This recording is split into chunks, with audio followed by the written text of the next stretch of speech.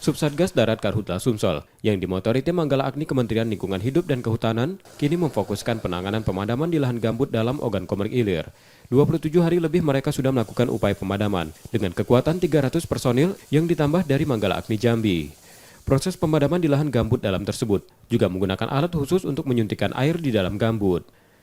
Mendukung operasi tersebut, PT KPI RU2 Dumai memberikan alat pemadam khusus nosgam atau nozzle gambut sebanyak 50 unit untuk mendukung operasi darat yang merupakan produksi RU2 sendiri.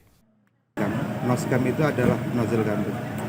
Sebetulnya ini bukan peralatan mandiri ya, harus ada spin table. Spin table ini adalah sebuah alat untuk mencari sumber air di mana titik kebakaran itu berada. Dengan catatan harus sudah yang tanah gambut. Di beberapa lokasi gambut, karena itu memang suntikan gambut untuk penanganan gambut. Sebenarnya kami juga punya, tapi memang kebutuhan di lapangan juga pasti membutuhkan lebih banyak lagi.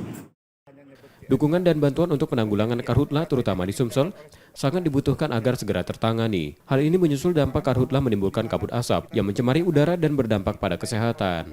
Tim Liputan, Kompas TV, Palembang, Sumatera Selatan.